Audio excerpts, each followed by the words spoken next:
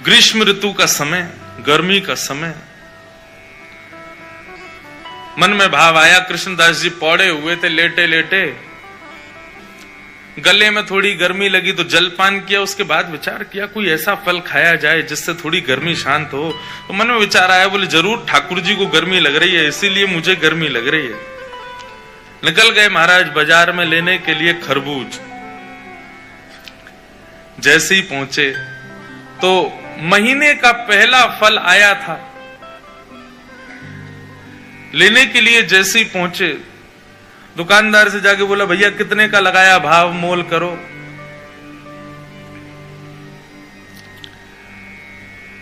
दुकानदार ने जो भी भाव था उसका 1 रुपया 2 रुपया बताया। बोले इतने का है, लो।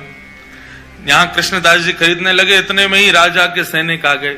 सैनिकों ने आकर कहा, बोले नहीं, महीने का पहला फल है, पहले राजा की सेवा में जाएगा, बाद में किसी मंदिर मठ में जाएगा।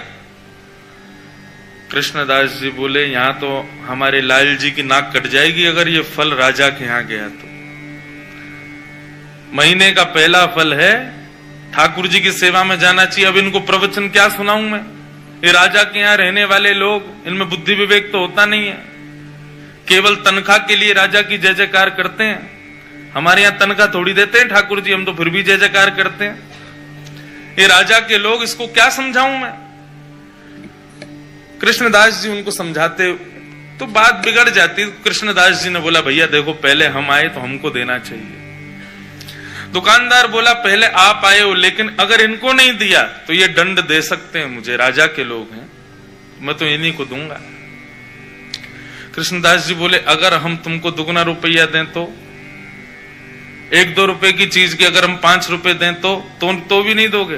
तो उसका मन थोड़ा लोभ में आ गया। उसने कहा भैया देखो, आप भले ही राजा के यहाँ से, लेकिन राजा सबका भला चाहता है ना। अगर इनकी वजह से मेरे घर की रोटी बढ़िया आ जाए तो फिर मैं इन्हीं को दे देता हूं, ये 4 रुपया दे रहे हैं। राजा के सैनिकों ने कहा हम पे कोई कमी है क्या, हम 10 रुपया देंगे, लाओ अब हमको दो। 10 रुपया बोला तो कृष्णदास जी बोले हम 15 रुपया देंगे। अच्छा एक और बात बताऊं, जेब में लाए 2 ही रुपया थे। कृष्णदास जी लाए 2 ही रुपया थे, लेकिन बातें देखो। सैनिक बोले भाई राजा की नाक कटेगी, सुनो 20 रुपया देंगे, फल हमको दो। कृष्णदास जी बोले 25 देंगे, बिना विचार किए हमको दो। करते करते करते महाराज मोल पहुंच गया 90 रुपए पे। कृष्णदास जी सीधे बोले हम 100 रुपया देंगे, अब तो हमको देना ही पड़ेगा। फल वाला सोच रहा है ये जल्दी ले में, और मैं यहां से जाऊं, मेरी तो छुट्टी, अब तो 1 आध साल अगर दुकान नहीं भी लगाऊंगा तो चलेगा, 100 रुपया मिल रहे हैं, उस समय बहुत होते थे। जब 100 रुपए पर अंक पहुंच गया कृष्णदास जी का, सैनिकों ने बोला कि भाई देखो हम भले ही मोल भाव तो लगा रहे हैं, अपने राजा की नाक बचाने के लिए रुपया बढ़ाते तो चले गए, लेकिन अगर राजा ने पूछा कि फल कितने का आया और हमने कहा 100 रुपए का, तो राजा तलवार निकाल के सर धर से अलग कर देगा। बोले राज संपत्ति को तुम कुछ सोच ही नहीं रहे हो कि 100 रुपए का फल लाए हो। अंत में राजा के सैनिकों ने हाथ खड़े किए, बोले इन्हीं को दे दो, हमको नहीं चाहिए। दुकानदार बोला लाओ 100 रुपया। कृष्णदास जी बोले देख भाई, तू मोल निकाल के, तू ये फल निकाल के रख दे, बस हम लेके आ रहे हैं, चाहे कैसे भी लाएं लेके आएंगे, लेकिन इसको रख दे। तुरंत गए, ना जाने क्या क्या वस्तुएं सब लगा करके बेच करके 100 रुपए का फल लेकर के गए। तो कृष्णदास जी दोपहर में फल ले आए, रसोई घर में लाके फल रख दिया।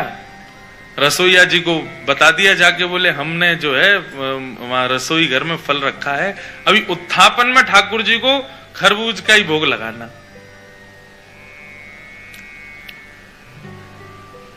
कृष्णदास जी बड़े प्रसन्न थे कि भैया